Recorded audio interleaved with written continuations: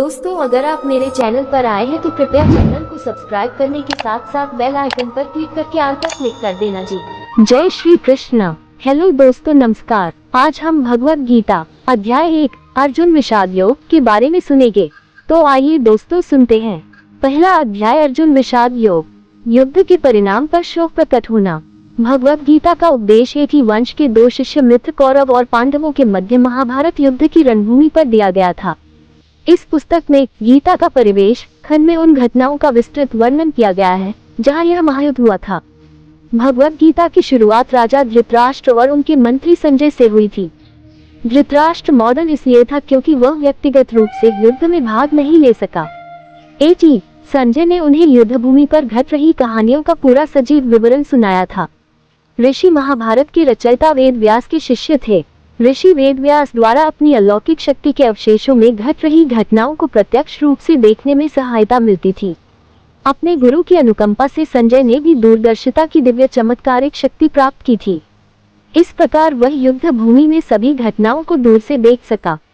धृतराष्ट्र ने कहा, हे संजय, कुरुक्षेत्र की पवित्र भूमि पर युद्ध करने की इच्छा से सामूहिक होने की मूर्ति मेरे और पांडु के पुत्रों ने क्या किया। संजय ने कहा, हे राजन, पांडवों की सेना की दृश्य रचना का उपदेश राजा दुर्योधन ने अपने गुरु द्रोणाचार्य के पास इस प्रकार बताया। दुर्योधन ने कहा, पूज्य आचार्य, पांडु पुत्रों की विशाल सेना का अवलोकन करें, जिसे आपके विद्वान शिष्य द्रुपद के पुत्र ने राक्षसी युद्ध करने के लिए सुव्यवस्थित किया है। यहाँ इस सेना में भीम और अर्जुन के समान बलशाली युद्ध करने वाले महारथी युयुधान, विराट और द्रुपद जैसे अनेक शूरवीर धनुर्धर हैं। यहाँ पर इनके साथ है धृष्टकेतु, चेकितान, काशी के मय राजा काशीराज, पुरुजित, कुतिभोज और शाव्य महान सभी सेना नायक हैं। युद्ध सेना में युद्धामन्यु, शूरवीर, उत्तमौजा, सुभद्रा और द्रौपदी के पुत्र भी हैं जो सभी महाशक्ति योद्धा ही माने जाते हैं। हे ब्राह्मण श्रेष्ठ, हमारे पक्ष की और सेना नायकों के संबंध में भी सुनिए, जो सेना को संचालित करने में विशेष रूप से अभिनय कर रहे हैं। अब मैं आपका संयोजन उनका वर्णन करता हूँ। इस सेना में सदाबहार विजयी रहने वाले आप तथा भीष्म, कर्ण, कृपाचार्य, अश्वत्थामा, विकर्ण तथा सोमदत्त के पुत्र भूरिश्रवा आदि महाविभावक योद्धा हैं जो युद्ध में सदा विजेता रहते हैं। यहाँ हमारे पक्ष में अन्य अनेक महायोद्धा ऐसे भी हैं जो मेरे लिए अपने जीवन का बलिदान देने के लिए तत्पर हैं।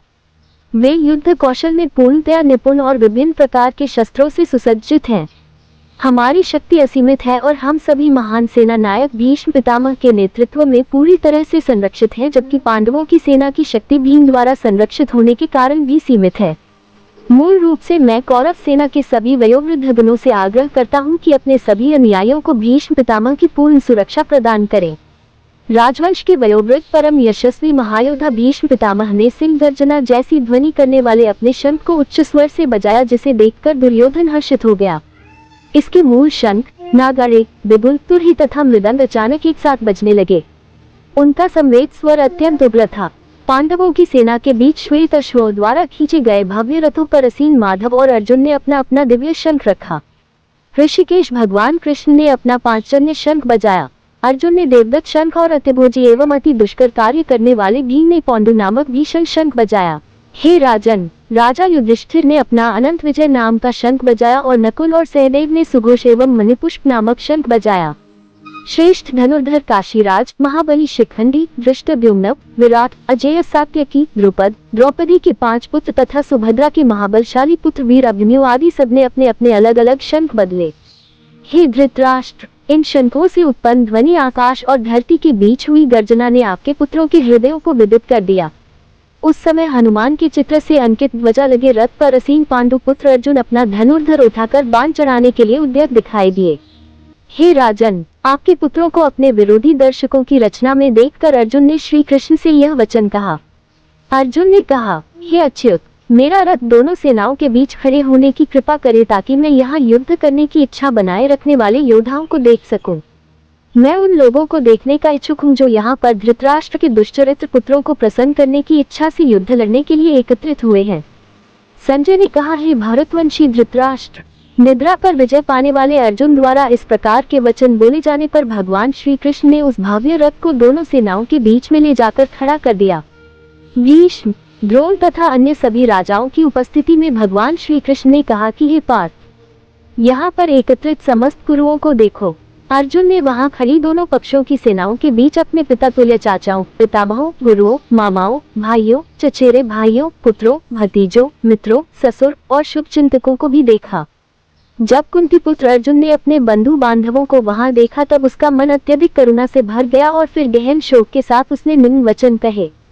अर्जुन ने कहा, हे कृष्ण, युद्ध करने की इच्छा से तथा एक दूसरे का वध करने के लिए यहाँ अपने वंशजों को देखकर मेरे शरीर के अंग कांप रहे हैं और मेरा मुंह सूख रहा है।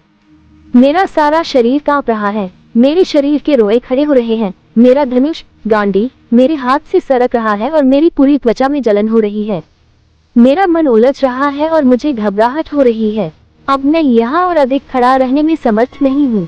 केशी राक्षस का वध करने वाले हे केशव, मुझे केवल अमंगल के लक्षण दिखाई दे रहे हैं।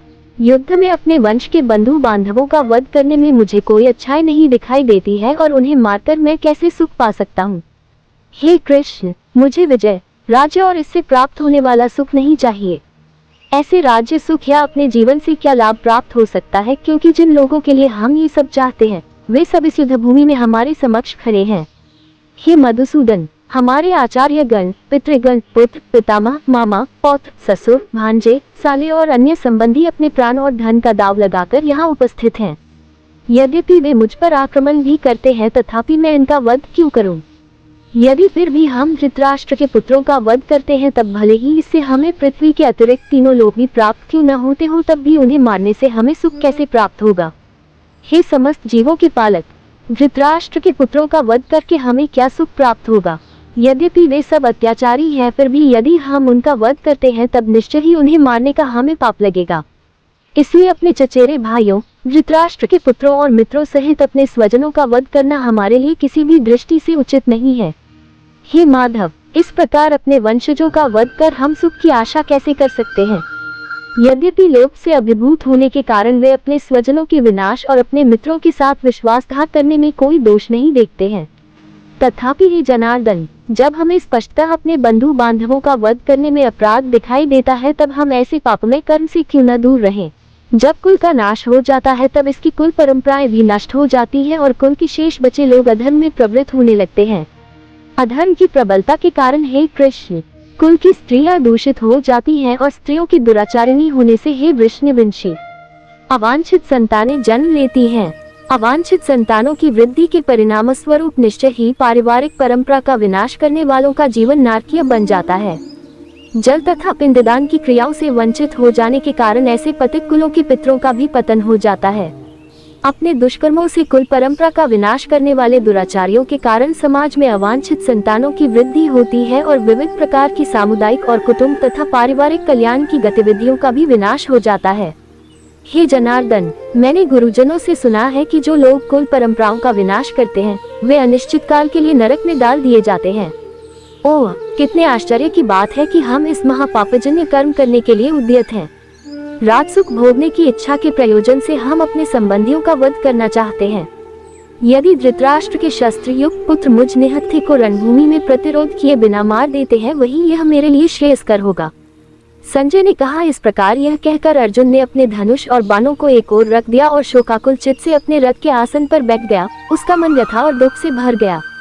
दोस्तों, अध्याय 1 अर्जुन विषाद योग संपूर्ण हुआ। इससे अगला अध्याय कल लेकर हाजिर होंगे। तब तक सभी को जय श्री कृष्णा जी।